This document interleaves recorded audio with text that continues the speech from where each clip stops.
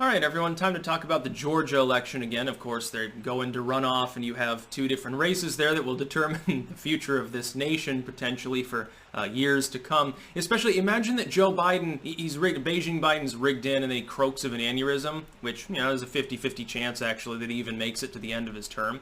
And then you get Camel Toe Harris, actually, as the president, the first female president unelected, deeply disliked even in her own party, has zero mandate, and now imagine giving her power, because she can always claim that anyone that disagrees is a sexist, and I know that she would because she's already done that in the primaries, and by the way, she believed Biden's accusers before she was his running mate. She could end up being the president of the United States. You can expect a war if that happens, as quickly as possible. She'll want to show she's one of the boys. She can murder orphans just as good as any man. Trust me when I say, unfortunately, that would be the case. The Georgia election, the Senate runoffs, is arguably more important than anything else right now. And if anyone is in Georgia eligible to vote and they're like, well, maybe I'll sit it out because these candidates, the Republican candidates, aren't perfect, or you say, well, I don't want Beijing Biden's crap, but I'm not a Republican, and, fuck it. If I were there, I'd be voting for the Republicans. Again, I say this as a non-Republican. I don't vote straight ballot. I've disagreed with Trump, especially lately on 230. I'm not a super fan, MAGA hat wearing sort of right-winger, and I've never been a conservative. But when I look at the situation, I say you would essentially be taking a person who won't even tell you, and won't even be honest about whether they intend to expand SCOTUS in order for gaining a judicial workaround. Yet you want to give them control of the Senate. I don't think that that's a very good idea, especially when, remember, Chuck Schumer, who leads the Senate minority and would be majority leader, presumably, he keeps telling Biden, he's openly proclaiming regularly to Biden, you need to do an up to $50,000 student loan debt forgiveness.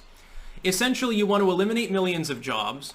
You want to do nothing positive for the economy, because the idea that people that are too poor to pay their student loan payments are going to divert that money into buying into a private economy during an economic slump is just goddamn asinine. You'll be throwing trillions and trillions of dollars of middle class and small business tax money during a pandemic and a recession to people who aren't going to consume. You will destroy the U.S. economy intergenerationally.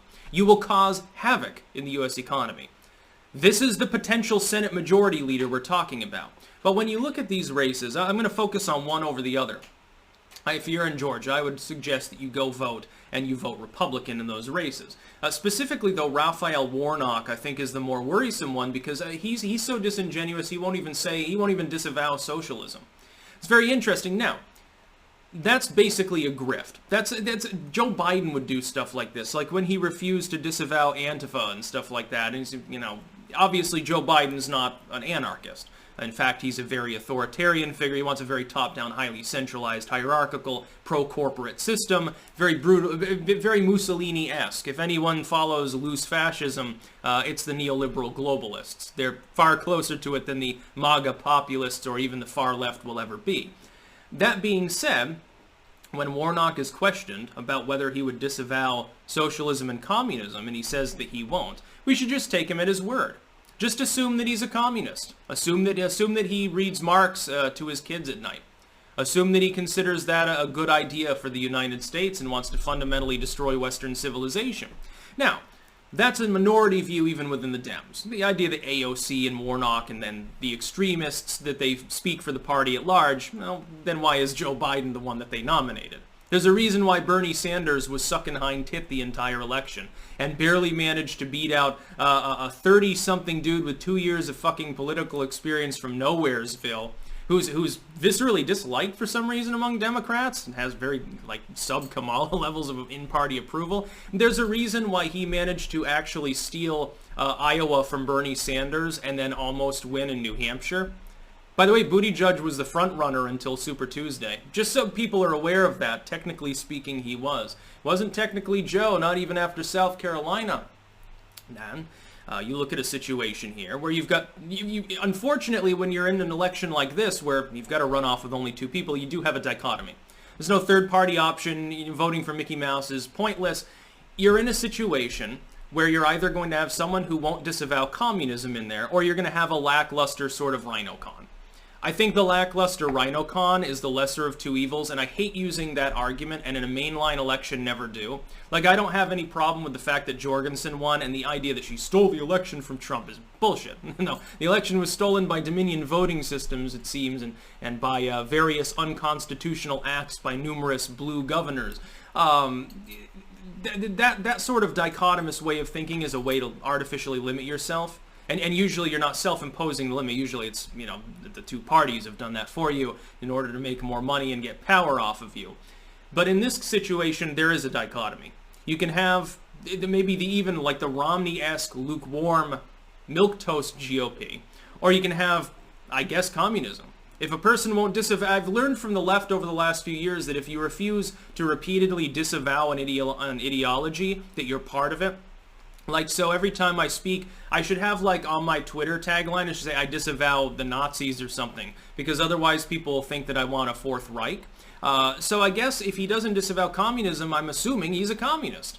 This is what the left has told me I should do for several years now. They pressured Trump over and over to disavow, like, Nazis and shit, even after a dozen instances of him doing so. I want Warnock to... He's going to be like the little kid who acted up in class, and now he has to write on the chalkboard 100 times, I disavow communism.